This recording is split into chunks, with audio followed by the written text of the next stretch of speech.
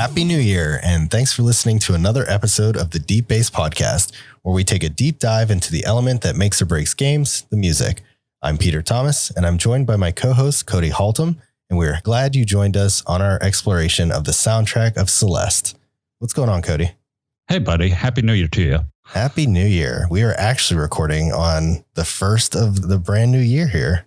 Yeah, with fireworks still booming and not being annoying at all. That's terrible, man. It's terrible. I was just talking to you offline about this, but where I'm originally from, we did not have any kind of crazy fireworks. Like they had to be done by 10 p.m. I guess for New Year's, it would be like 12:30 or 1 a.m. that day. And then that's it. You have to be done or you can have the cops called on you, that kind of thing. Welcome to hell. Yeah, I know. Georgia, whole different animal. Yeah, like I told you, I mean, it didn't always used to be like this. So I think people are just making up for lost time.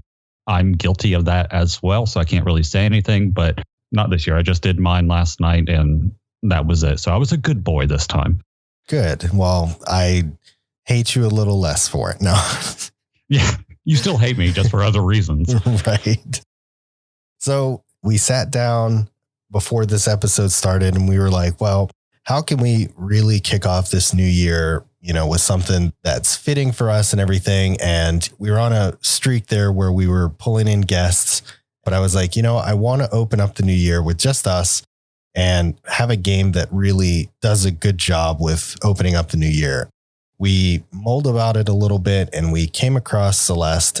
I didn't realize how fitting this game would end up being.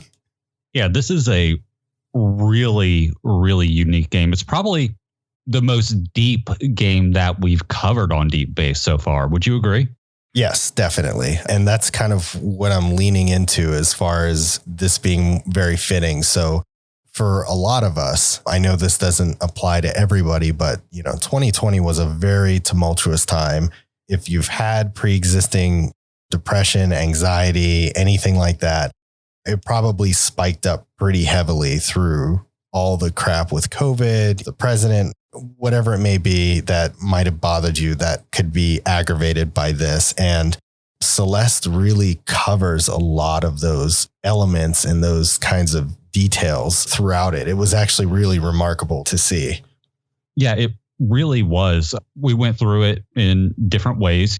And we'll get to how we know this game and our experiences with it in a little bit. But 2020 it feels like a decade, but I know it was just a year. You know what I mean? Like it just went on so long. And just when you thought that things in the world, couldn't get worse, I mean, they would find a way to, from an earthquake to a wildfire to COVID, whatever it may be. This was an interesting game to really end the year with. Doing some of the research that I did for this, I really, really respect this game because it's a lot more than what I thought it was when I first experienced it. Yeah, I do too. I have heard a lot of things about it. Like you said, we'll definitely get into the history, but I was definitely a late bloomer picking this game up. It's been out for 2 years now. It's always been on the list of things to play. I just never got around to it. It was a good end cap for the year to play something like this and feel like after I was done with it, that I didn't feel so strange anymore that 2020 was so bad. This year was our Celeste mountain to climb. Yeah, it was. Bad news, everyone. It's not getting better anytime quickly, but there's just something refreshing. It feels like we can kind of catch our breath now that 2020 is behind us and we can just move forward with not a fresh start, but with more hope than the doom and gloom that was 2020. Yeah, almost like a renewed invigoration. It's like whenever you have like a little plug-in Senti and it's kind of running out a little bit and you put in a new Senti, it takes a second, but then you get your nostrils are filled full of that glorious smelling goodness. You're obsessed with those things now. I just wanted to let you know. That was the first thing that came to my mind. My room smells like, for those listening and who don't follow Twitter, I bought these little plug-in Sentis from, I think it's Airwick is the brand. They're Botanica branded or something. So they're like all natural or I don't know, something like that. But the one I'm using right now is fresh pineapple and rosemary. And my room smells like a tropical island paradise right now. It is phenomenal. There's nothing better to smell while talking about depression and climbing up a mountain. Hey, it's whatever it takes to get your mind right. The other thing that's new, and you may notice, is that Cody got a new microphone. Oh, boy, did I. My parents, it turns out, enjoy our podcast somehow more than we do, which is really saying something. So I am completely wire free. I have a new microphone, new headphones, a new laptop to help us power this baby. So there's going to be some learning on my end, some mixing and that kind of stuff. If things start sounding wonky or whatever, trust us, we're working on it. So thanks, Mom and Dad. Yeah, shout out to Cody's parents for hooking him up and making him sound even more, what did I say, sultry? It was something that I was like, oh, thank you. Yeah, sultry, savory, rich. I don't know what you want to call it, but his voice, at least to me, and hopefully in post-production, you guys will hear it too, but it's salacious. That's the word. I like that word. At some point, I wanted to upgrade my tech. I wanted to sound like you and I are in the same room together, as close to that as possible anyway. And so this is one big step closer. Right. Well, I think we've got it at least pretty damn close, and I'm excited for the next year. With that, let's kick off the history of Celeste, and we'll move into our personal histories with it as well.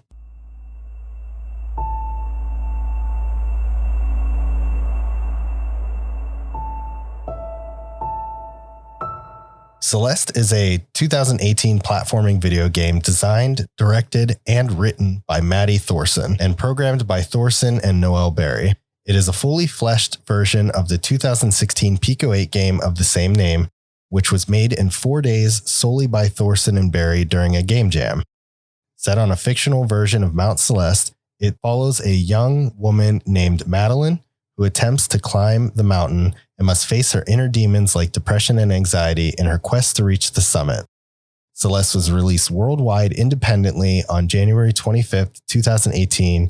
It consists of 8 chapters plus a free DLC chapter titled Farewell, released on September 9th, 2019, acting as an epilogue to the main story and adding 100 new levels.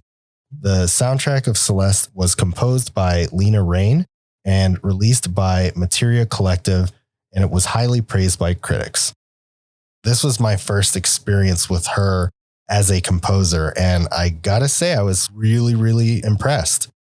Yeah, I was too. I don't know her work. I just assumed that it was pretty much this. But no, this was a interesting soundtrack. I do have some thoughts on some of the tracks that I put down and that kind of thing.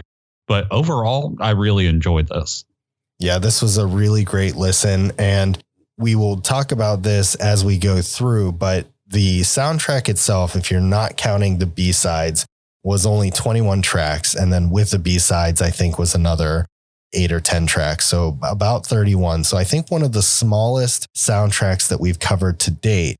But on the flip side of that, every track was incredibly long. We'll lean more into that a little bit later, but that was something that is very unique. I don't think we've covered any games that have had 7, 8, 9-minute tracks yet, have we? No. Shoot. I mean, one of them was 11 minutes long. Right. It was an interesting take on it. I looked at it and I'm like, oh God, we're going to have so much overlap because of how small the soundtrack is. But turns out that wasn't the case at all. With that being said, let's hear about your history of Celeste. So tell me about when you first heard about it, when you started playing it, that kind of thing. Heard about it? I couldn't tell you, really. I mean, probably around the time the game came out. I mean, I'm someone who listens to gaming podcasts every day. So, I mean, I had heard about this game. Playing it, I didn't get it until, want to say it was last year, but I didn't play it until this year. I really don't remember. I really enjoyed the art style, and I played until I got stuck. in the hotel. And looking back at it, like it's really stupid that I got stuck. All I had to do was pound the ground on like this big obvious thing in the center of a room and I would have been free, but I digress. So I got stuck and my options were either to quit or start the entire level over. These levels are incredibly long and incredibly difficult to kind of navigate. So naturally I quit. When we decided to cover this game, I decided to pick it back up. I did beat the game. However, I had to put on assist mode, which I know puts an asterisk next to, yeah, Cody beat it, but I couldn't die and I had infinite jumps. So I do get that. But the main reason why was because I want to know what the story of this game was and what it was really about, especially if you and I were going to be talking about it. Being someone that lives with depression and anxiety on a daily basis made the story of this game really hit home. When a game has built-in assist mode or an easy mode or anything like that, I don't think there's any real judgment in using them.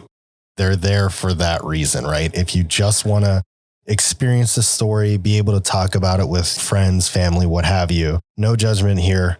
I'm glad that you were able to get through it, and it was worthwhile because it was a really good game.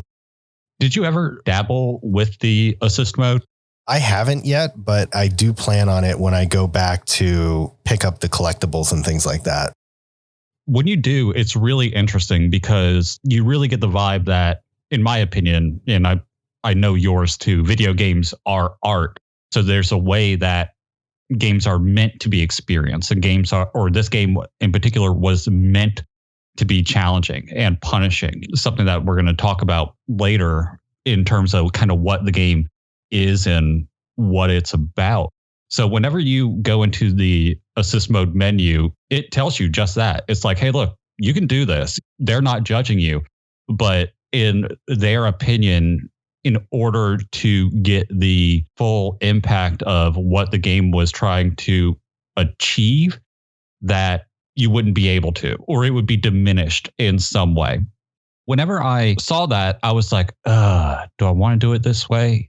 Yeah, I need to. I need to know the story. So I went ahead and I did. Having played it twice, once up until right at the halfway point in the game, the fourth level, I felt like I knew from the mechanics and everything enough. You know what I mean? Like I knew what the game was and what it was trying to be. But I will say, turning those assists on, there were many moments in this game that we're going to talk about that were completely diminished by the fact that I had used the assist mode to get there. So it's going to be interesting to talk about whenever that comes up. Yeah, I mean, I can definitely see that. You said one of the assists were infinite jumps, and this game's difficulty definitely rides on the fact that you have a limited number of jumps through it. When I finished the game, actually just today, my final death count was 1,099 on the nose. So almost 1,100 deaths. But one of the things about this game, so I've played games like this. There's another one that was on Steam. It was just called VVV, just 6 Vs. And it was a very similar experience. You know, they intend for you to die over and over again because that's how you learn the new mechanics that they're introducing per world, per area, whatever it may be. They don't have a lot of that in this game. You only have 3 moves, jump, climb, and your little air dash. That's really the extent of it. Yeah, the environments, they add certain elements that we're going to discuss, whether it be a box that you can control where it goes, or honestly, come to think of it, it's just a bunch of boxes. So that's really the bulk of what you encounter, other than like just things that would kill you that are surrounding the walls, spikes, or what have you. But this is just a really unique experience. I wish that I had the time and, more importantly, the patience to have actually experienced it the way that most of the world did. But I mean, for research, I just had to go through and do it the way I did. Yeah, I think that kind of shows a little bit, even the way that you described it, because to me, boxes were not the only change. There was wind factors that played in chapter 4, or there was the little orbs that you jump into and they kind of like spit you out, or you fly through the air. with them. Oh yeah. Yeah. So there was a lot of mechanics, and it was like basically once per chapter, they would show you something new. And that's what you did through that entire chapter, whether that was the mechanical blocks they would fly if you dashed, or the mechanical blocks that would just float and you move them up and down or left and right or what have you. There was a lot more, I think, to this than just the throwing boxes at you and hoping that you didn't die.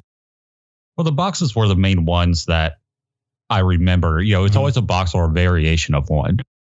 One of the things that I thought about while you were talking is in that the last couple of levels are the pinball pop bumpers that are down there that bounce you all over the place. How could I not know or remember that? But early on in the game, whenever I was playing it, it seemed to be mostly boxes. And that's not a judgment because, I mean, the stuff that you can kind of fly through in one of the earlier levels, the boxes that you can hold on to, and that's the only way that they'll move. All those kind of boxes and that kind of stuff. That's what mostly sticks in my head because that's the most time I played it. For context, like it took me to get about halfway through the game. It took me 2 hours or something like that, almost 3 probably. Whenever I got done beating the game with assist mode on, it took me 3.5 hours. Right. What is your history with this? Because we need to compare notes on how you play this versus how I played it. Yeah, definitely. I actually did play the original Pico 8 version of this game before the actual game came out. And that was kind of my introduction into this whole realm of game. I was really big into learning how to tinker around and develop on the Pico 8. So there was a lot of hype that kind of was centered around this game because of how well done it was. When I saw that they were turning this into a full-fledged game, I was actually really hyped. For some reason or another, maybe it was my massive backlog or something like that, I never actually got around to picking this up when it released. Flash forward 2 years later, I ended up getting an Xbox Series S and Game Pass Ultimate. Lo and behold, Celeste was there. I actually, before I got the Xbox, I started Celeste on my PC because it was a cross-platform game. So started it there, got to about chapter 4 or 5. And then whenever we decided that that was going to be the game and then we were going to be recording in a few days, I was like, all right, I need to bust this out. I sat down pretty much all of today and just hammered out the rest of the chapters.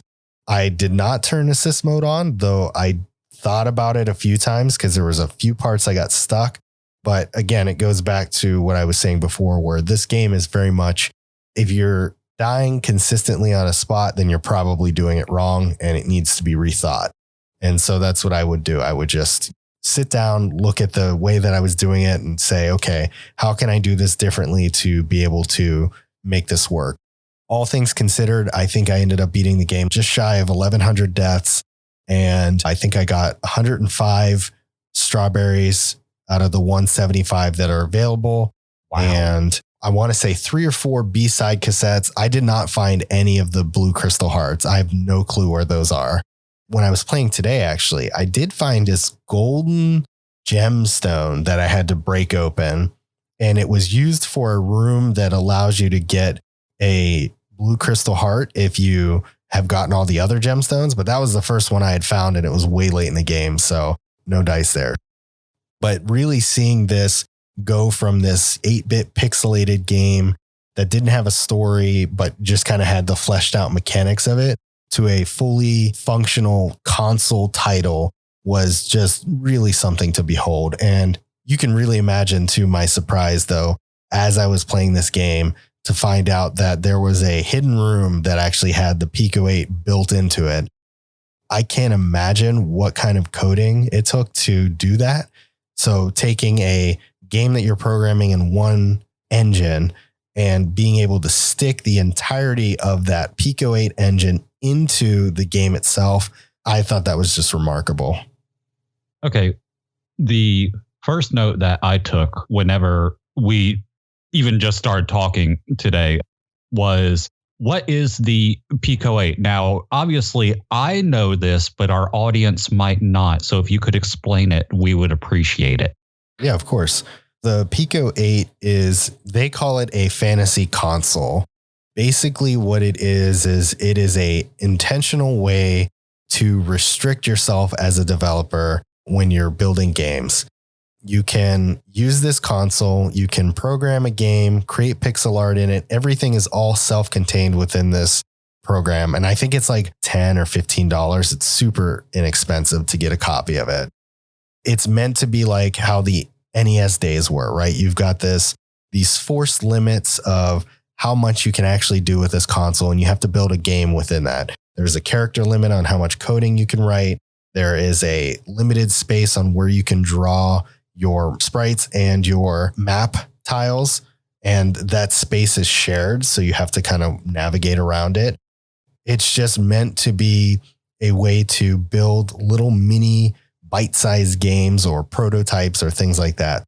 All the coding is done in Lua, which is a fairly newish language. I've tinkered around in it a little bit, and it's been a pretty cool little console to play around in. So you're telling me that this is actually like a physical thing? It's software. Oh, okay. That's why I assumed it was. I obviously had no idea. I assumed that it was just kind of like something in Raspberry Pi or something like that. I didn't expect it to be a physical thing, but when you were like, oh, it's $10 to $15, and I was like, shit, was this real? You know, like just some like little off-brand type thing. I had no idea what it was. So the funny thing about that is that was actually where I found out about it, because a lot of people would download the Pico 8 software onto a Raspberry Pi that was running like a Pi version of Ubuntu or something like that. Mm-hmm. And that's where they would develop them. What's cool about the cartridges is if you wanted to give it to somebody, the cartridges are basically like JPEG files. So you hand somebody a JPEG and it's got this little full-fledged game written on it. No clue how that works and how they made that possible. But yeah, that's how the cartridges are distributed. That is nuts. Like, I'm a console guy. Everyone knows that. So most of what you just said is French, but I've eaten spaghetti. So I know kind of what you were talking about, if that makes any sort of sense. But yeah, that's really neat. And I did find that room too. That room is actually in the hotel, if I'm not mistaken. Whenever you were talking, and even when I went back and I was playing some yesterday, it's astonishing how big this game is. I found one, I guess you could call it a crystal heart. I got 1 heart for beating the 1 B-side that I found. But like by comparison, even when I beat the game with the assist mode on, how many strawberries did you say you had? 105. I ended with 48. Oh. 48. And I couldn't die. You were dying all over the place. So it really shows how you played the game, because you can do it the way I did it, which you can do basically with your hands tied behind your back, or you can experience it. You know, you can play it or you can experience it. And I think I played it and I think you experienced it. That's going to be really interesting when we start talking about our tracks, just some of the notes that you've taken away from it versus some of the ones that I've taken away from it. So it's going to be interesting to discuss. Yeah, I agree. And I like that we're going to have 2 different approaches, because I think that it lends itself well because both of these modes are available. And I think it will allow people to see that you don't have to burden yourself with the fact that this game will kill you over and over. Like, not Dark Souls kill you, but it will kill you. And if you don't want to deal with that, that's totally okay. Throw on assist mode and you're rocking and rolling. No, and something that you brought up, you know, and we've said before, is you die and you die a lot. One thing that they do really well in this game, and I guess you would have to for a game like this, is the respawn times are almost instant, where you die and you blink and you're right back at the start of the room, which is something that personally I appreciated. But I mean, if you're going to do a game like this, I would assume that would be almost mandatory, right? Yeah, I mean, you have to. For as quickly as the death can happen, you've got to have just an instantaneous send me back and start again. If this had load times or anything like that, you would have a very different experience. And I imagine far less people either playing it or beating it. Yeah, that would check out, honestly. So we're going to go ahead and kick it off and get into our music lists. For this piece of it, I think what we're going to end up doing is, because the tracks are so long, we're probably going to have longer segments of music here. So I want to be sure to capture all of the different elements. You'll know what I mean by that when we get into our descriptions of everything. But the minute to minute and a half that I normally do just is not going to cut it to qualify these songs the way that we are talking about them. So bear with us. I wish I could say that it's painful to listen to, but it's not. It's honestly, the tracks are beautiful, so you're going to enjoy them one way or another. But just know that they are going to be a little bit longer than we normally do.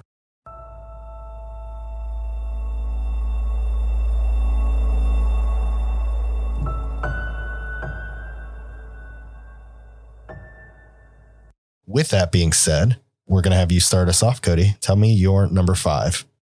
Resurrections. My first note whenever I got done listening to this track is, why is this track so long and why does it end so damn dark? This is honestly 2 songs combined into one, not just in terms of it being 9 minutes long, but because it dramatically changes, like an abrupt change. The music even pauses for a second, almost like another track is starting. This starts out oddly spooky and is more mysterious than it needs to be. As the track changes, it becomes something more energetic when some of those synth sounds come in. Despite my issues with this track, I can honestly say it gets better the longer you let the track play, and I won't deny that. But if I could have listened to the second part of this song as a standalone track, I absolutely would have listened to that instead of this.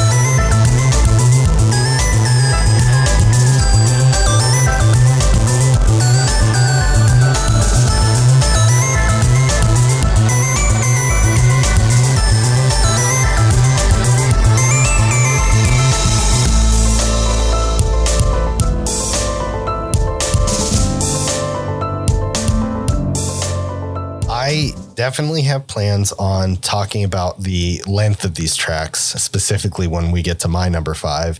But I will say that I didn't really get spooky or mysterious vibes in the context of this game.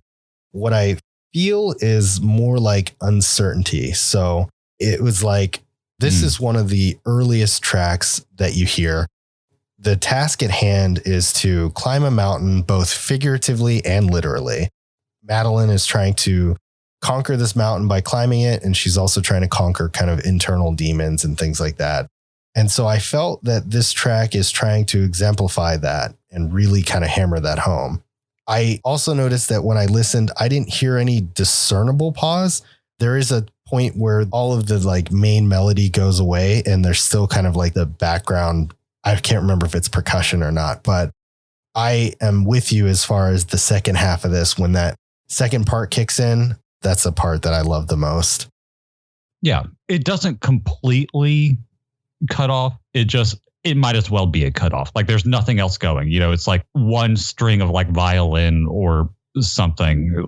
It could be weird, but anyways, you're right. Like we said, this is a game about overcoming depression and anxiety and your inner demons in general. And our main character, Madeline, decides that she wants to climb a mountain. It's one of those like, if I can do one thing, it'll make you feel better, that kind of thing. But you're right.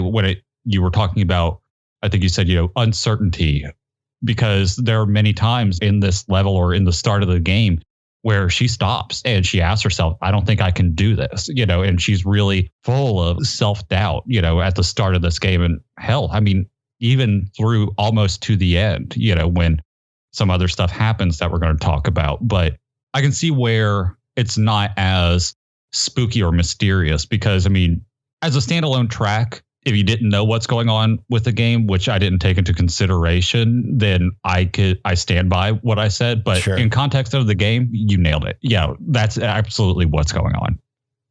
All right, bud, what is your number 5? My number 5 is called Golden. I wanted to note that even though I have beaten this game, I don't know these songs well enough in the context of the game because it's so new to me. And sometimes laying these pieces out and, putting notes together and things like that, we sit down with these tracks and everything, but sometimes the details can get a little muddied. So if there's anything that I butcher along the way, Cody, feel free to correct me. And listeners, if you hear anything, I apologize in advance. Golden is an interesting track because this particular level is actually really long, and the track is equally long to match with it. I want to say this was one of the ones that was like 9 minutes long, but when you listen to it, there's actually 3 separate versions that kind of come out. So there's one that goes from the 0 mark to 3 minutes, 3.5 minutes, somewhere around there. Then it goes from like 3.5 to 7 minutes, and then 7 minutes to the end. So it's meant to kind of gradually progress as you move through the stage, that you hear these different parts as you go along. Lena ends up invoking so many different feelings out of just one track by morphing it along to something completely different. It kind of is bizarre and wonderful all at the same time. Another point that really appeals to me about the soundtrack of this game is the contrast of the more serene songs that's coupled with more of the chaotic nature of the gameplay. To me, it really helped keep my cool amidst dying over and over as you learn your way through each of the levels. This is especially prevalent in this level because you're introduced to not only a lot of gaps, but there are the movable blocks and the wind that are all brand new mechanics up to this point. And by movable blocks, I don't mean the ones that you, like you said, grab onto or anything like that or ride them. These are the black blocks that you can actually maneuver. Just as a quick sidebar, I was doing a stream when I was playing this game, and I did not know you could actually move the blocks when you were grabbing onto them. So I'm like stuck in this room and I could not figure out. I'm like, I've explored everything, can't figure it out. Where the heck am I supposed to go? Turns out that this black block that was going upwards, if you just sitting on it, you can move it left and right and you would be able to get to where you need to go. So that was fun. But yeah, getting your bearings right as the wind blows left and right can be really difficult and is part of the reason why you hear this track so much and probably why it's so long. But yeah, I really enjoyed it. I thought it was very solid and matched the background setting that you see as well as the area that you're actually navigating through.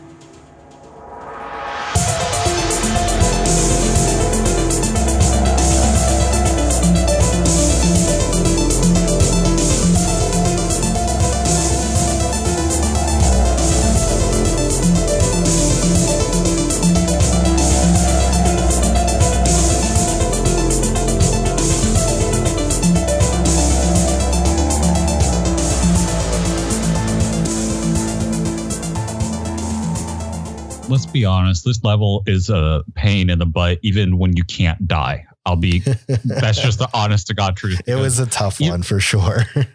I mean, like, I would get to the bottom of the screen and literally bounce my way across just because the wind is so annoying, because it's either your friend or your foe. But overall, honestly, I take that whole thing back. Thinking about it, it's completely your enemy, because by the time that you end up getting kind of used to the rhythm and what the wind actually does, it'll either change speed or direction and just completely mess with you.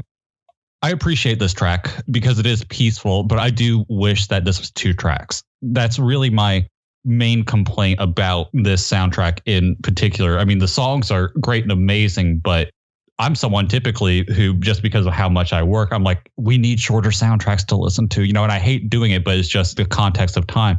This is me begging for more tracks to listen to just because they do change. And it's something that you point out versus Resurrections. In Resurrections, it's a dramatic change. It's a sudden from being kind of slow to being more energetic. With Golden, it's more gradual.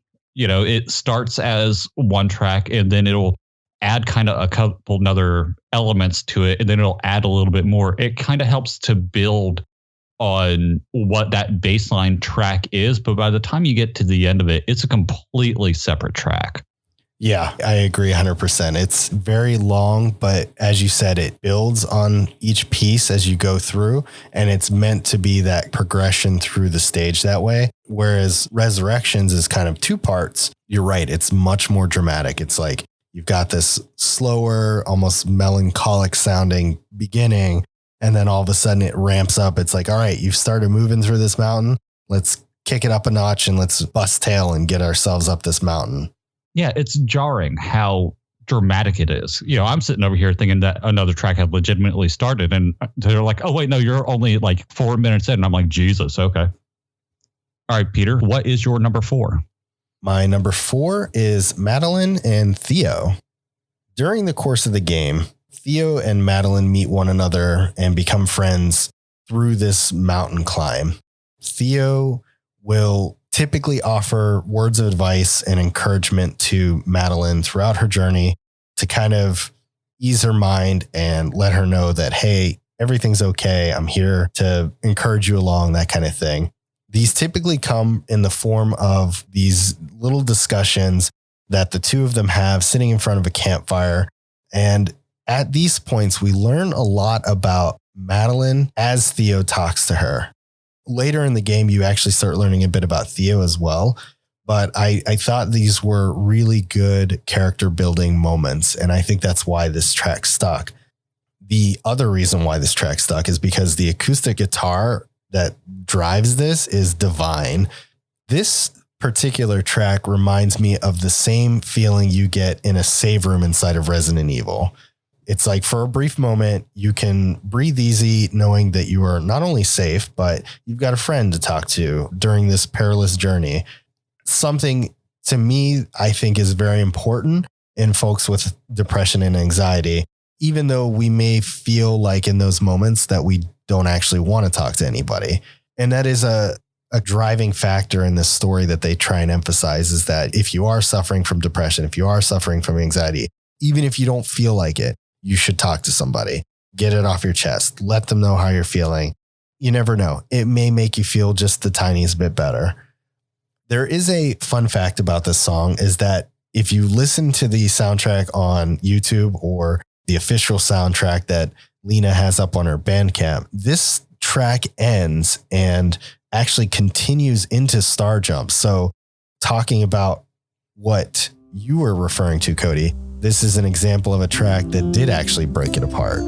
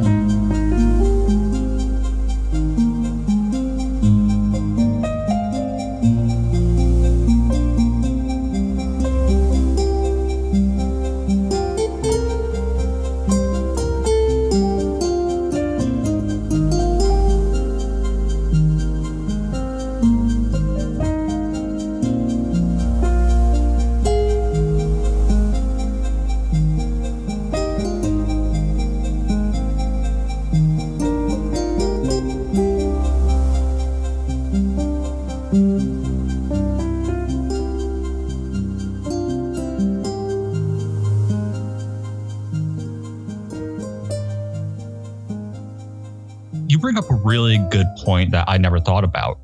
Because of the way I beat the game, I never got that feeling of relief whenever I got to Theo. I was always safe. So when I heard this in the game, it typically was just to hear more of the story. Comparing it to the save room music is a great pull. I never would have made that connection. The main point that I remember hearing this is right after the Mirror Temple, and Madeline and Theo are having a huge heart-to-heart. And when I did my notes, I knew you hadn't beaten the game, but now that I say that, you know exactly the point of the game that I'm talking about. It's a real turning point for them and their friendship in the game, and the track plays really well with the conversation that they're having.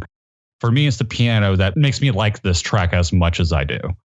Yeah, I apologize. I know that I wrote the notes up like I didn't beat it because I hadn't at the time. And then, like I said, hammered it all out the rest of today. And I was like, well, now it's done. But I do know exactly what you're referring to. And the reason I love that particular conversation in general is because finally we're seeing that it's not just Madeline that has issues, right? Theo's got his own issues that he's dealing with. We obviously don't delve into it in the way that we do with Madeline because this is her story and we're learning about her. But it is nice to know and helps Madeline feel more comfortable about the fact that she does have these things going on, because it's like, yeah, you've got them, but I do too. Like you're not abnormal. You're not weird for having these things happen. It's okay because I got them too. One other thing I'll add on to that is that in the beginning, the very first chat you have with Theo, he asks for a selfie and she's very reluctant to do so. And the picture shows it, right? She's like, doesn't have a smile. She's just not really all that into it. And by this conversation, she's the one who asks him for a selfie. And he's like, I thought you'd never ask. And the picture is just, it's like heartwarming. I saw it and I just like completely melted. It was a very great turning point for Madeline, in my opinion. Yeah, to see her growth through the game was heartwarming. There's not another real way to put it. And every time we got a little bit more of the story, this is what played. This is why they go hand in hand, at least for me, and the style of play that I attacked this game with, which is really remarkable too, because there's not a lot of story to it. We don't hang out with Theo too terribly much. He's with us through part of like one level, and then it's just by a campfire, just talking. One note I would like to bring up, since we're talking about these two, and something that I thought was really interesting was I have no choice other than to call it the breathing exercise mini game that he kind of teaches her. Try to control your breaths like you're trying to keep a feather floating. And breathing exercises help certain people. For me, they don't do too much. I am a pacer to my dying day. I will pace around the world, and I probably have. But it was interesting not only to have that, to have him teach her that, but to also have her to use it independently on her own later on. I just thought that was something that was worth mentioning. Yeah, their relationship in this game it's really endearing, and I love seeing them together. All right, Cody, let's hear your number 4. Number 4 is Scattered and Lost. I died so much listening to this track. Now, not when I did my most recent playthrough, but my initial playthrough, I died so much. This is the level that I quit on when I first played the game. This song is driven by its piano when it starts. Then some synth comes in, giving it an almost haunting quality to it, which makes sense since the owner of this hotel still haunts the place.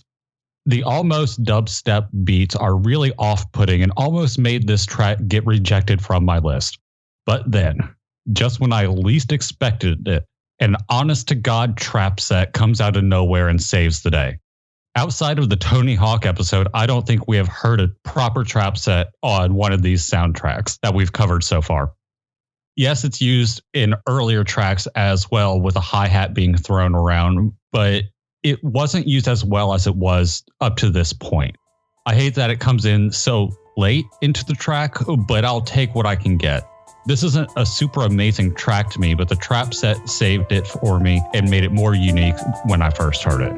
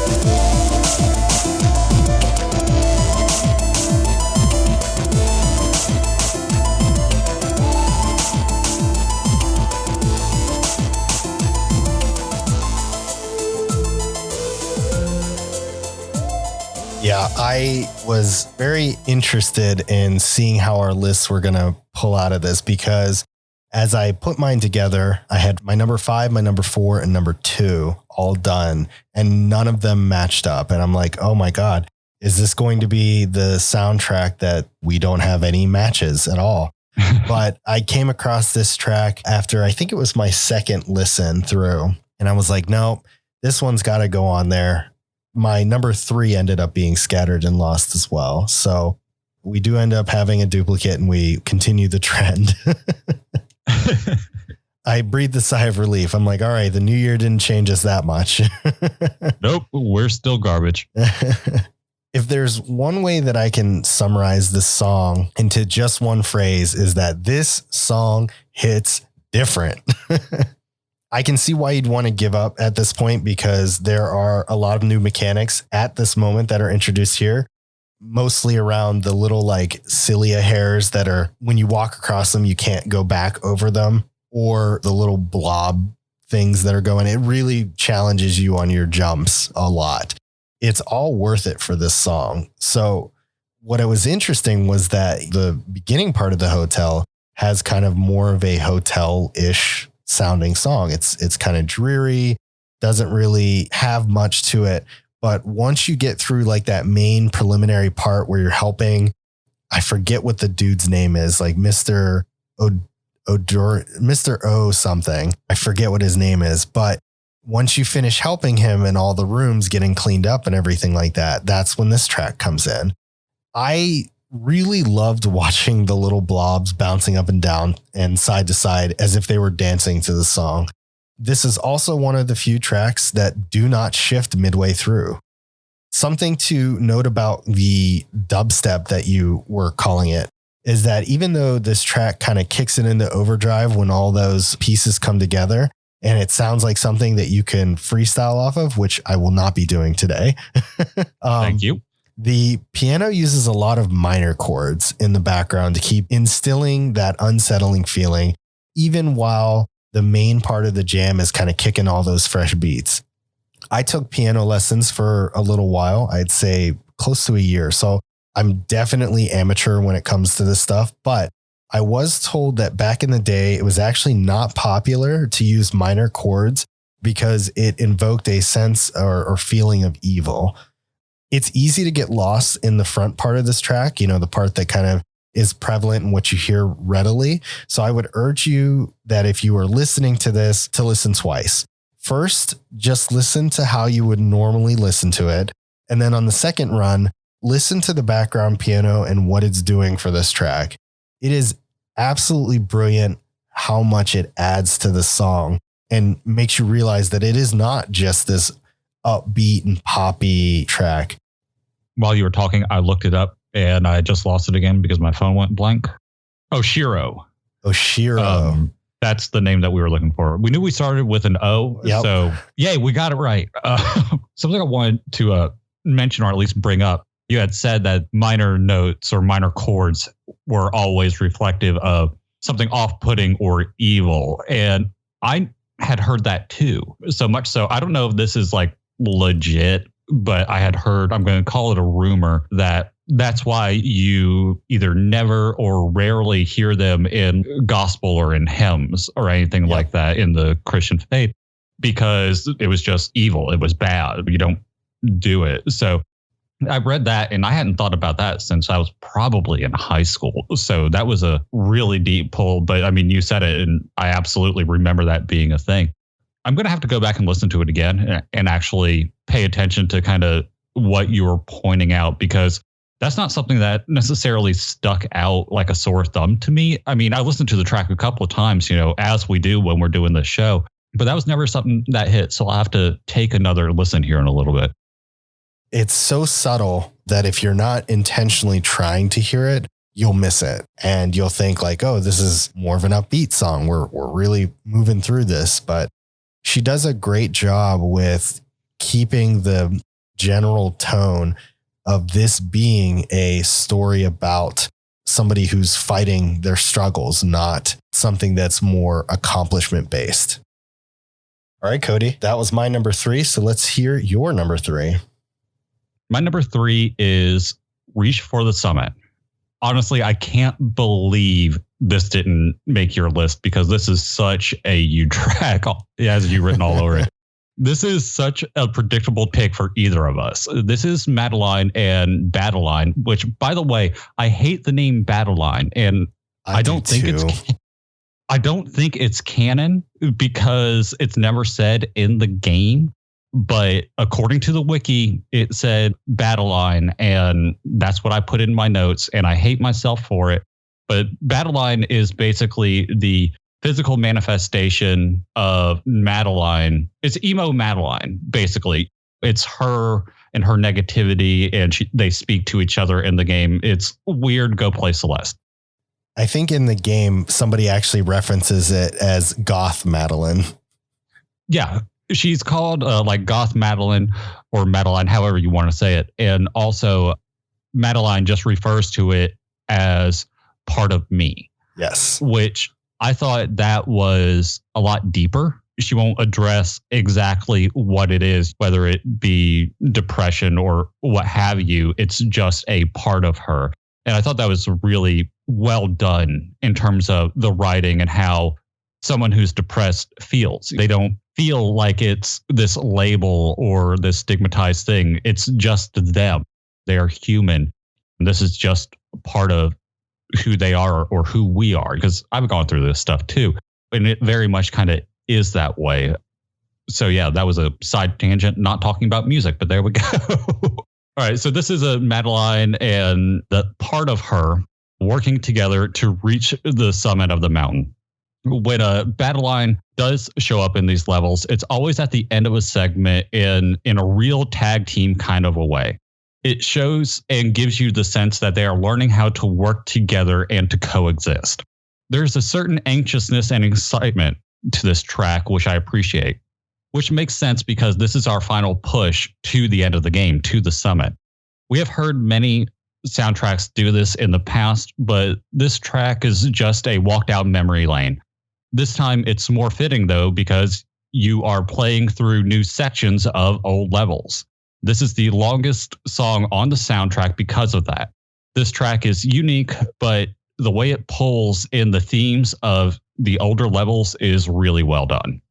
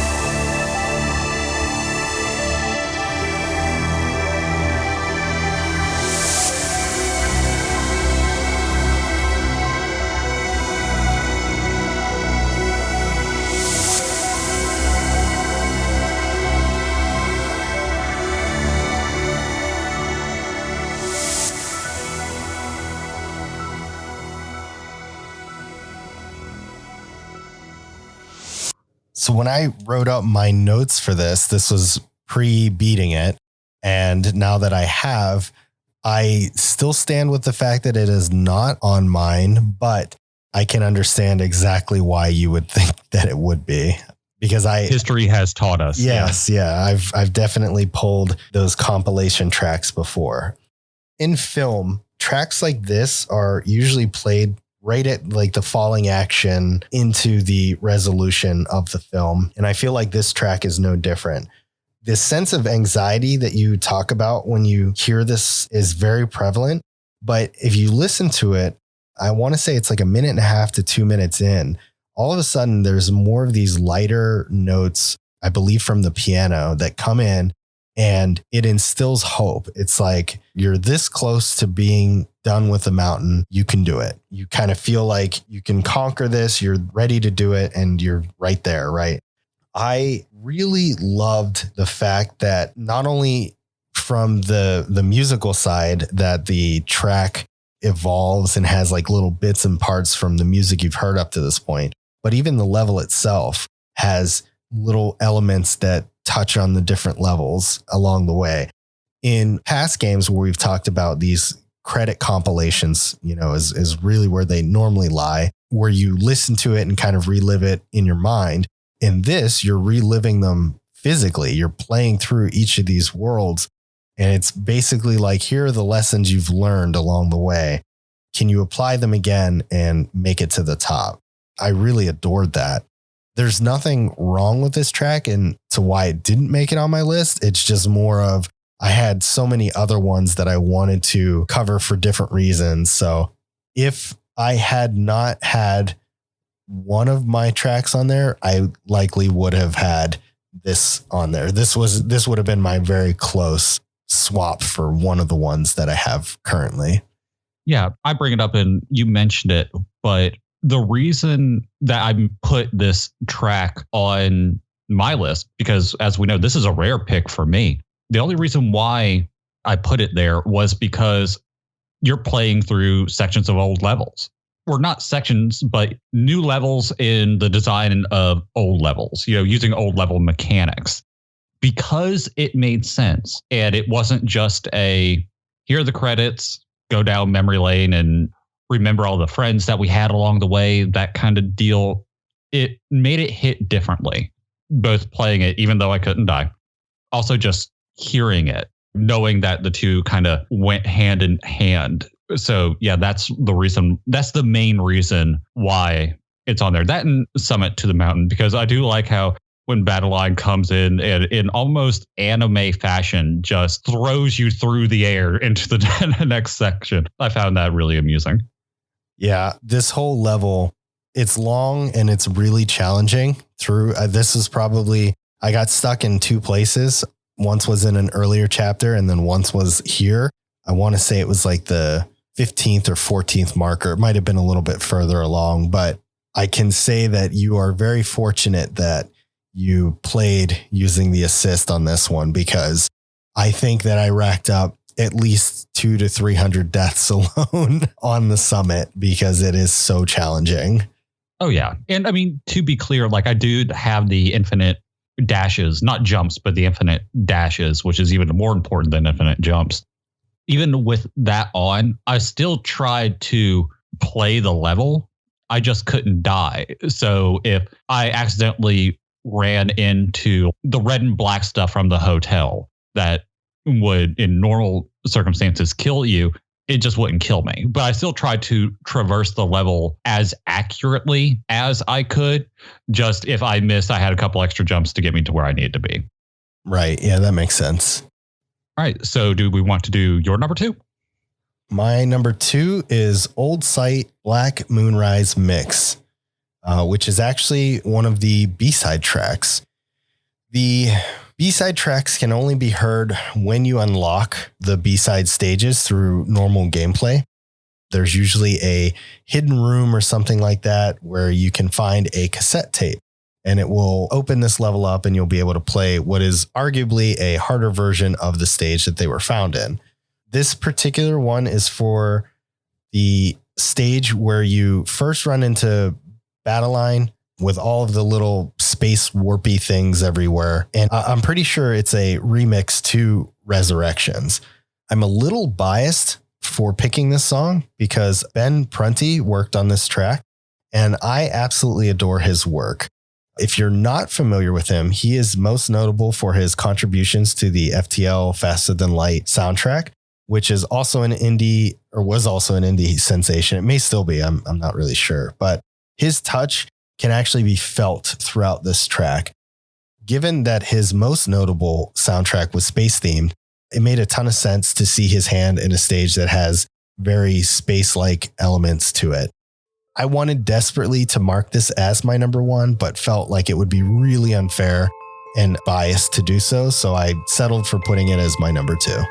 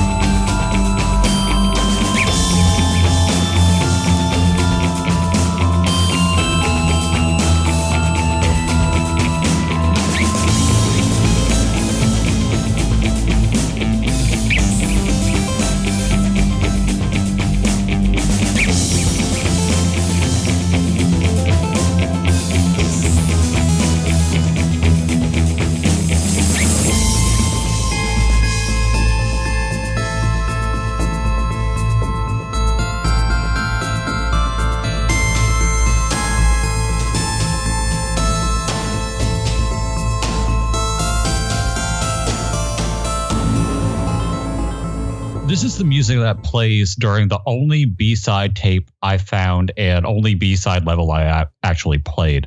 Note to everyone, don't play the B-side levels because they are hard, man.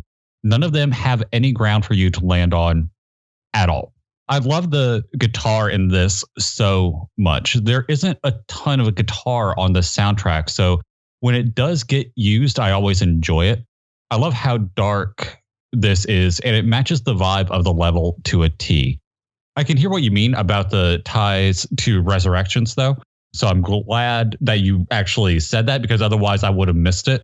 But I mean, it's there. If you listen to them back to back, it's easy to hear. And honestly, I'm just glad that one of us was able to put a B-side track on the list because they are so creative in what they are. The only reason why none of the B-side tracks got put on my list was because I couldn't find them and play them, really. This was the only one. And while I do like it, there are certain other tracks that I want to talk about more. I was excited that this was one of the B-sides that I did get, and I played through it. And like you said, they are very challenging. When I found out that Ben had his hands in this, I was immediately in love because I liked the track on its own. But now knowing that he has touched it, I can't tell you how much I listened to the FTL soundtrack because of him. He's just an incredibly talented composer and musician.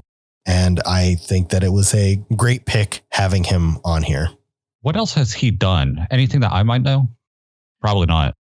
He has done a few other things. Most of his stuff has just been independent work. If you get a chance, like Lena Raine, he's on Bandcamp. So if you get a chance, head over to Bandcamp, search for his name and go listen to some of the stuff he does. He's definitely got so if you're familiar with his work, he's definitely got like a style that he kind of sticks to, but it's very unique and something that, I don't know if it's the tools that he uses or the instruments or what have you, but he's got a style that kind of sticks with him and it can definitely be heard in this track specifically.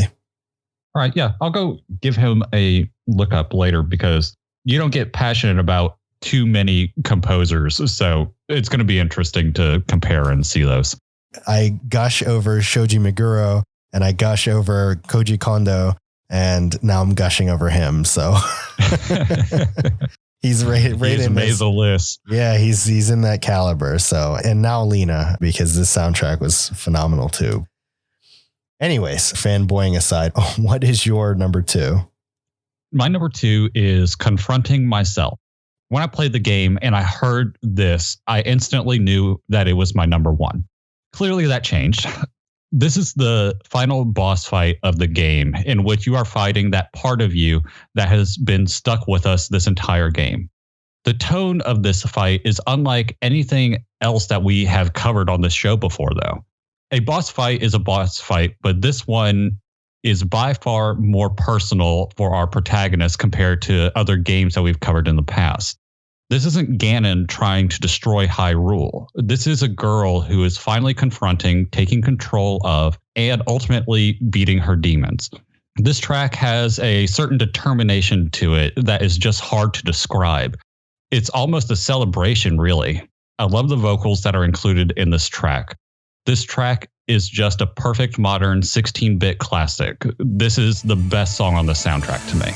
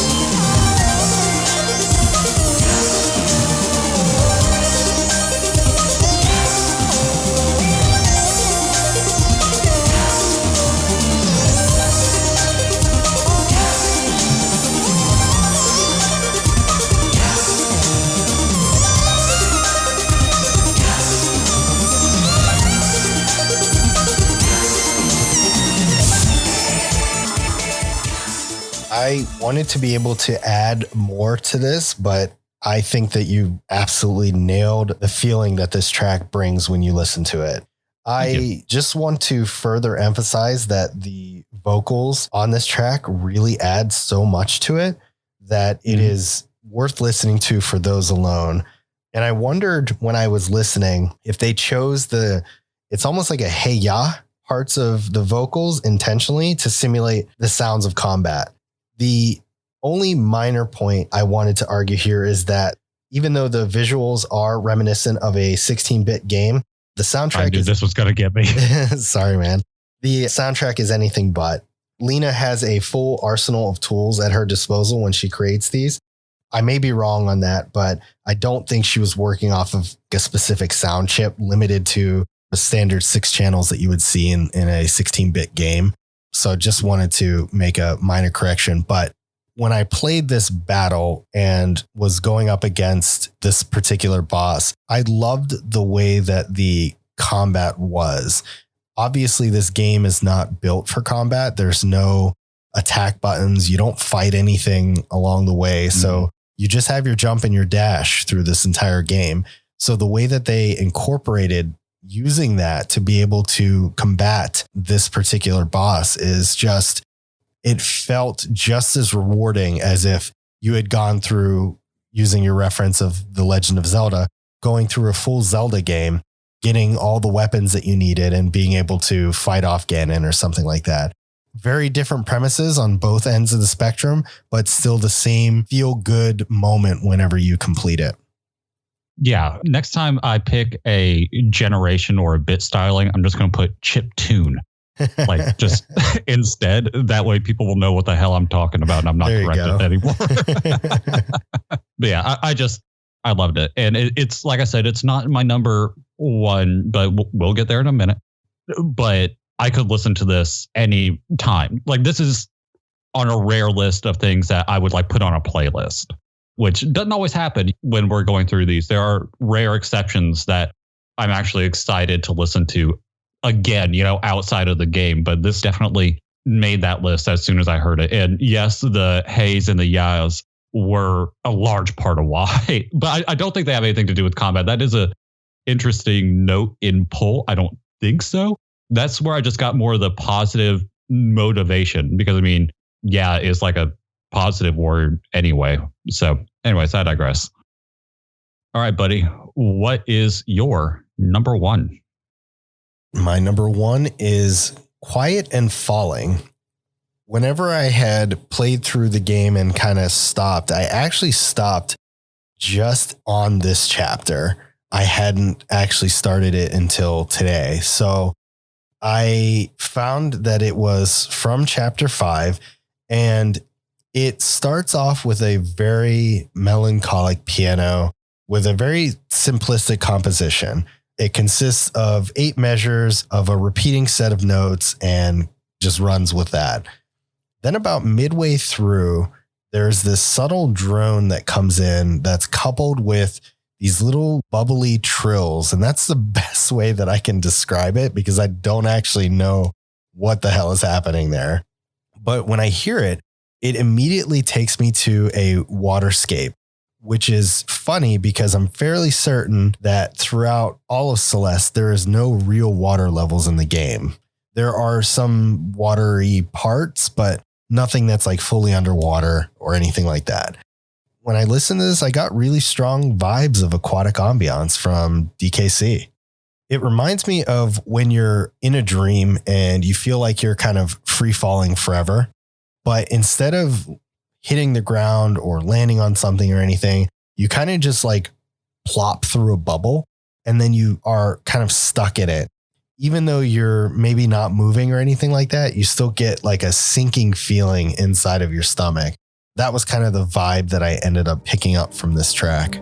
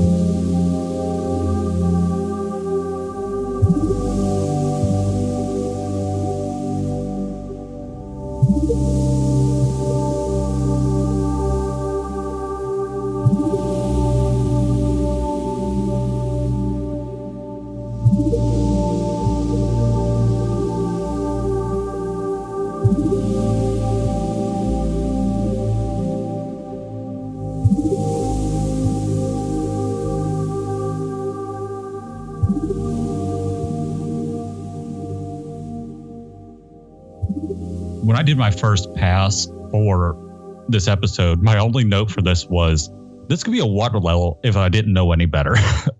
This is a very slow track. Like most of the longer songs, I feel like this track doesn't really come into its own until around the halfway point, though. Even the water level vibes don't even start until much later, with just these little trills that you were talking about when those come in. Unlike some of the long tracks, though, this one doesn't change that much. This is just one long, beautiful, serene track. Listening to this track would calm anyone down, or at the very least relax them. Comparing it to aquatic ambiance, though, I don't know, man. That's a hot take I might have to back away from on that one. I mean, it's definitely a bit of a stretch. It's not nearly as focused, I guess, as aquatic ambiance is, but I likened it to it only for the simple fact that it does have kind of that watery atmosphere to it, given the fact that this is not a water level at all. I think that if it had been, it would fit for that. But otherwise, I really enjoyed it. I thought it was a really strong soundtrack. No, I mean, the soundtrack is great. You know, I have my own like nitpicks with the one track versus two thing. What's interesting, though, is when you said you got kind of aquatic ambiance vibes, what I got was something completely different, which was oddly, and I know they sound nothing alike, but Zora's Domain is kind of mentally where it took me back to. Zora's Domain and aquatic ambiance may not sound anything alike, but I think it says a lot that we both thought of more peaceful, zen-like water tracks at all. Even though there's no water in this particular chapter, the song does have a dreamlike water vibe that it gives. Yeah, and it's weird that is the way it is. I don't remember what level this is for at all, but I mean, it seems out of place. It's not a bad track. All we're doing is nitpicking an amazing track. So yeah, it's a really good, really meditative and relaxing track. I'm proud of you, Peter. I'm seeing some real growth from you these past 2 episodes. Well, thanks, Cody. Let's go ahead and round us off and give me your number 1. My number 1 is In the Mirror, and everyone brace yourself because this is the most notes that I've had for a single song since we started Deep Bass. I started taking notes for this track just like I do all the others, commenting about the music, etc. Then my notes and my research just kind of changed. So for that, I'm sorry, but I'm not sorry. At this point in the game, this is basically Madeline breaking down. This is her breaking point, actually.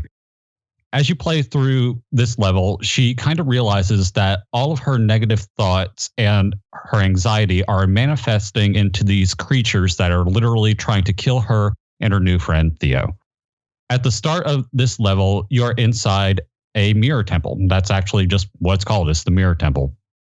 After a little bit of exploration, you get trapped in a mirror, and that's where things really go to hell and Madeline breaks down. If you listen closely, you will notice 2 very interesting things. When you are in the mirror world, it's the same music that you just heard, just played backwards, which is why it sounds as eerie as it does. The other thing you will hear is a voice, but you can't understand it. If you play the track backwards, because again, we're in a mirror world and the music is being played backwards, you can actually understand the voice. What the voice says is this: sometimes I don't really know what's going on anymore. I don't know who I am. I just look in the mirror and I don't know who I'm looking at or who's looking back at me. I think a lot of where my train of thought is going, and it's not always a good place, and that scares me. I don't like scaring myself. When you have depression and anxiety, you constantly feel trapped inside your own head, often with thoughts and feelings similar to this.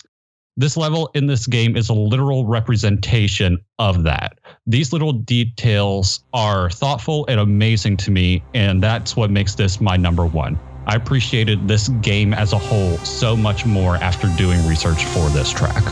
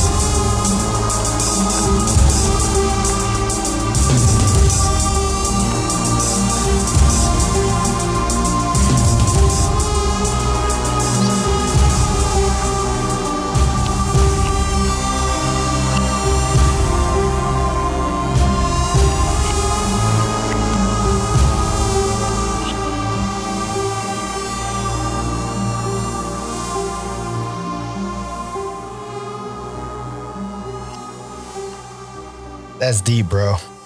I know. That's as deep as I've gotten on this thing. But I mean, it's true. Like, I was listening to the track, and at first I thought I was listening to like a crappy kind of recording of it. You know, like someone was recording it like with a microphone held up to like a TV, and like they were whispering, trying to be quiet, because it is kind of underneath there. It's almost distracting to kind of hear the vocals. But I wanted to know what it said. So I did what anyone else would do. I searched in the mirror lyrics, and that's what I found. And whenever I saw that and I realized what it was, it just made me realize the love, care, and level of detail that they were putting into this game. Because it's one thing to be like, oh, this is a game about depression and anxiety, and make it hard and challenging and have like the story there, which I didn't assume that they did or anything like that. For them to put this much detail and thought into it made me realize how much of their hearts were actually in this game when they made it. So yeah, it is deep, but it was an amazing kind of journey of realization when I was doing my research to actually learn all that. No, I mean, I agree 100%. Literally, the note that I have written was, that's deep, bro. And that's it. That's the only note I have. No. Oh, excellent. We can close up. All right. Thanks for listening, everyone. When I first heard this song, I was actually really surprised to see it so high, even with the percussion that it has in it. Mm-hmm. It just didn't seem like your kind of track when I heard it. And then I was listening to you as you told your description of it. In the middle of that, I muted myself and I'm just like, all right, be right back, crying now. It's just like, I heard you unmute whenever you came back. Yeah, I was like, Peter's either laughing or crying, one or the other. Yeah, I mean, that's just like, you're right. The amount of detail and attention to every little bit that this game has regarding depression and anxiety is just, it's earth shattering. It's relatable. It's something that anybody can pick up. And if you've experienced anything like that, you'll be able to find something in here that you can be like, oh yeah, I know what that's like, or something.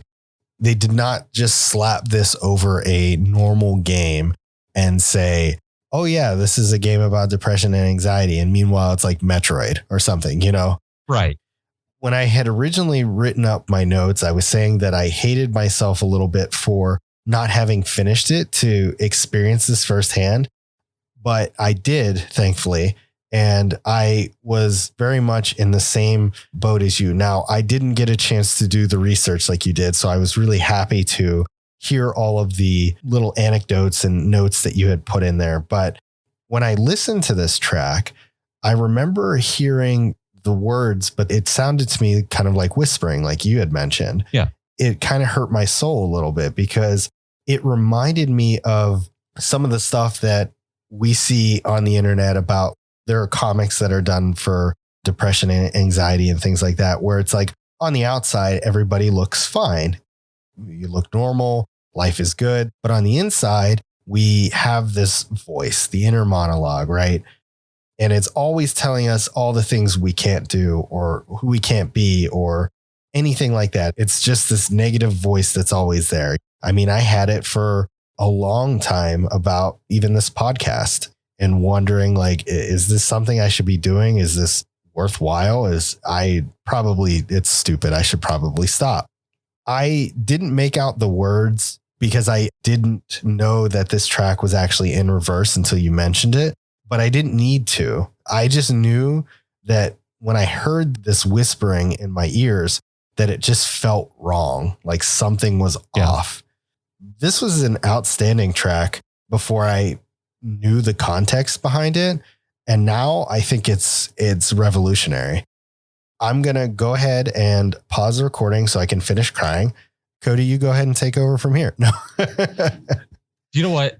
I do encourage you and everyone else to actually go and listen to it over on YouTube. Just to type in the lyrics mirror Celeste, because the way I read it isn't how it's done in the game. I kind of went through it really quickly, but it's clearly someone breaking down. You know, it's sometimes I don't really know what's going on anymore. It's performed instead of some moron in Georgia just reading words off his computer screen.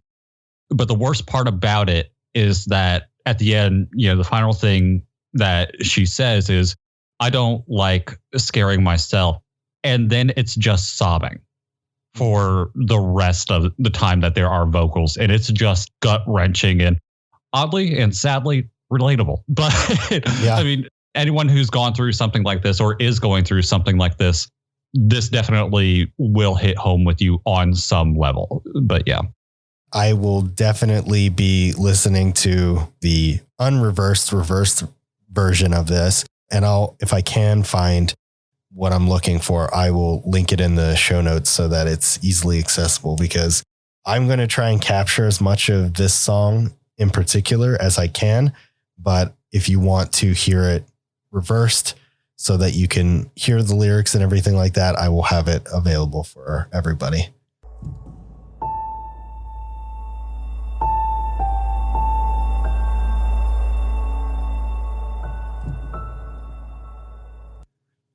Well, we've made it to the end of the first episode of 2020.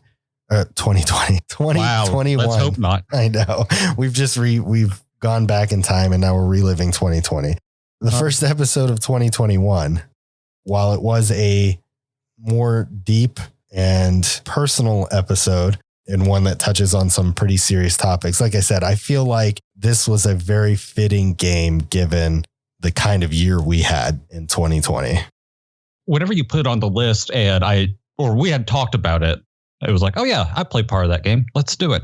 And then once I finished the game, I was like, wait, why is this fitting for starting a new year? Because I was thinking, something more upbeat and happy, not the fact that we had just exited 365 days of hell.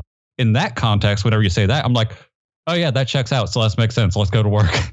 Right, exactly. Yeah, I wish that it could have been something more celebratory or things like that. But I think we covered a good bit of that in the last episode with Animal Crossing, and now more of a reality check, right? This is something we're going to have to endure and know about, and it's part of our history now for the rest of our lives. So thought it was worthwhile to cover something like this that we could all, for the most part, really relate to. Yeah, this year was rough. I mean, Lord, the amount of things that have happened in my life. I mean, as on brand 2020 as it gets, because Peter, almost everything that's happened to me. I mean, I end the year with a broken rib, for Christ's sake. I know, over a hug. It's like, which is like, hey, it's on brand me, but like 2020 has definitely kicked everyone when they were at their lowest and couldn't go lower. And guess what? They sure did in some way, shape, or form. There's no one out there, or very few people out there, that are thriving after what we went through. But we're all just getting by, trying to do this. One thing that, this game will teach you is that you can't do it alone. So we're all just in it together. That's right. Yeah. And that was one of the key points I wanted to take away from that. And what was kind of emphasized is that we are in a situation where a lot of us are alone, and why this episode was so fitting. So it's very much easier and at least more manageable when you have somebody that you can just vent to. So I think Zoom is free now. Skype has always been free. There's Discord. There's all kinds of things. Find a group, find a person, anything like that, and just talk, chat, get it all out there, get it off your chest. Hopefully it helps make the upcoming year, if we're trapped under more quarantine, a little bit more manageable for everybody. Yeah, I'm one of the rare people that doesn't like other people, so I was fine with quarantine, thank you. But I know it is actually hard on other people. People were like, oh, wait, you have to stay at home. And I'm like, done. I do that anyway. I'm an introvert. What are you talking about? This is part of who I am. The funny thing about it is I am too. Like, I'm very much a homebody. I have no problems going out and doing things. My wife likes doing stuff. So I'm obviously more than happy to go out and do things with her and stuff like that. But I'm very much a homebody. My natural state of being is at home in sweats on the couch, watching a movie or playing a video game. But even for as long of a period of time as this has been, I miss going out to eat and going to the movies and things like that. Like there are some things that I do miss, and it is starting to wear on me. Even, it took longer, I think, than most people, but it's definitely gotten to the point where it's like, okay, this is old and tiresome now. Wear your mask, people. Yeah, I guess movies is the only thing that I'd miss, or say I miss, quote unquote. I mean, I was supposed to be watching the new Ghostbusters movie that was supposed to come out earlier this year. I would have owned that by now and dissected it way too much. So I would say movies probably was one of the hardest things that we, quote unquote, lost this past year. But when it comes to like eating out or something like that, I was someone who never necessarily liked eating at a restaurant. I just like go pick it up and bring it home. But I mean, that's the guy coming from the guy who worked retail at a place that sold batteries, and I needed batteries, but I ordered them off of Amazon to avoid the human interaction. So that's, again, just me. And yes, that's a real story. That's amazing.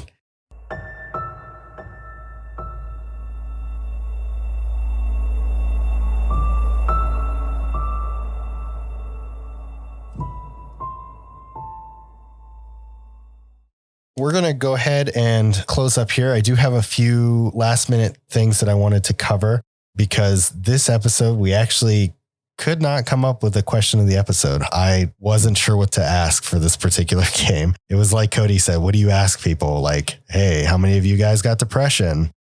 Yeah. Like and subscribe below if you have depression. It's like, it's oh man, the numbers would go up so much. Actually do that. Yes.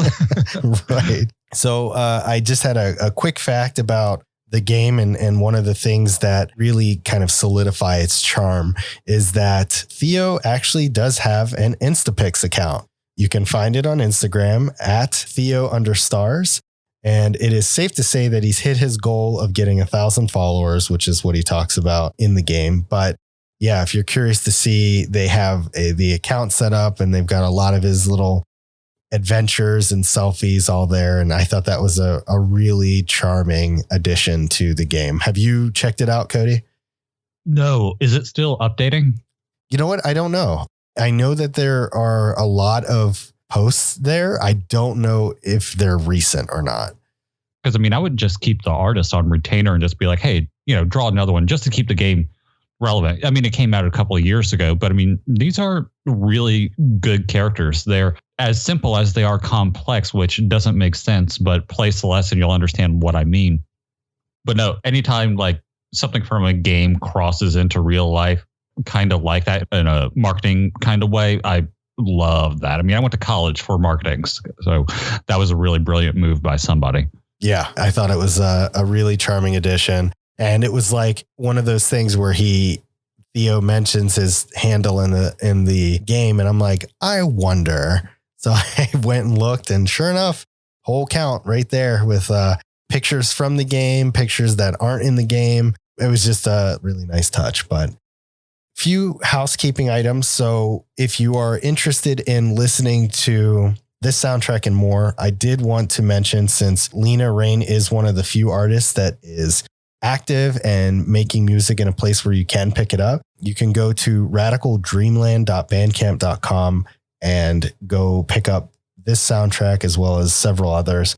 I know I will be picking it up because that's how I will power this episode, with music from that soundtrack. But she's got a few albums. I think the newest one that just came out was Reknowing. So she is still actively making music. So if you enjoyed this and want to hear more from her or want to pick up this soundtrack, head on over to that link and you'll be able to get there. It'll be in the show notes as well. So don't feel you need to like pause it or anything. We'll get you that link. The last one, which is a bit of a surprise and one that I was working on over the holidays, is that the Deep Base podcast is now on Discord. You're finally going to be able to teach me what Discord is, because I'm old and I don't know. I am going to teach you Discord. Yes. So obviously we want to have areas where a lot of people are interacting with us and things like that, and leaving comments, liking, those kinds of things. That's all outdated, old people stuff. So I wanted to get with the times and have something that was a little more community based, because when I say we want your feedback, whether it's answering a question of the week or anything like that, we really mean it, because we're super involved in this and we want to be able to engage with you. We've got a couple of folks who are religiously talking to us about each new episode, and shout outs to them because we love them for it. But the Deep Base Podcast Discord is going to have a lot of different elements to it. So it's got a place where you can talk about the most recent episode that came out. It's got a place for feedback and suggestions. So anything you want to see in the podcast or anything you want to see added in or anything like that, that can all be in there. It's got an area where you can talk about what you're currently playing, because who knows, maybe it's something that we overlooked and didn't realize, and we'll pick it up in a future episode or something. And of course, it's got a Q&A. So anything that you want to ask, you can ask there and we'll pull it onto the episode and we'll answer it live on the recording. So you'll have that. It also has a few voice channels as well. So if you feel like grouping up or anything like that, like I said, you guys are more than welcome to jump in, chat. But the thing I am most proud about in this Discord is that it has a jukebox. Obviously, our podcast is focused on music, so I wanted to make sure that there was a way to do that. So you can jump into the jukebox channel, type in some requests in the jukebox request, and the bot that powers it will allow you to listen to music either by yourself or with a group, however you want to do it. Whoever's in the channel, when the bot is playing music, you will hear the music. So really happy about that, getting that implemented. I thought that was a lot of fun. And I think the Discord will be fun. So head on over. You can get to the link by going to discord.deepbasepodcast.com, and it'll take you directly into a "Do you want to join the server?" Excellent. All right. That's all I have for today. Cody, anything else from your end? No, man, I'm good. It's going to be exciting times. You know, we're going into a new year, new equipment for both of us, new Discord so that you guys can talk with us and reach us more directly. So yeah, this is going to be an exciting start to the new year. Yep, I agree 100%. And as always, you can always follow us over on Twitter. That's where we are most active as well. So at Deep Base Podcasts on Twitter, and chat with us about this episode, past episodes, whatever it may be. That's it, guys. We're going to wrap up our first episode of 2021. I said it right this time, and I will try and get it right for the rest of them. But thank you guys so much for listening. Thanks for all the support and hanging out with us. We really appreciate it. Look forward to talking to you again for the next episode. Hope you enjoyed this one, and we'll see you next time. Happy New Year.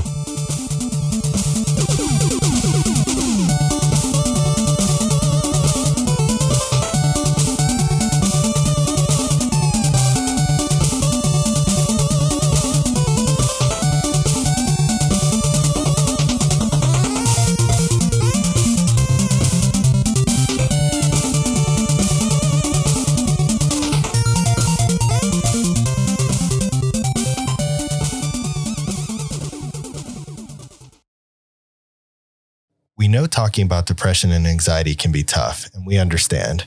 But please know that if your mountain seems insurmountable, there are resources available to you. If you feel like giving up or that life is too heavy, please call the National Suicide Prevention Lifeline at 1-800-273-TALK. That's 1-800-273-8255.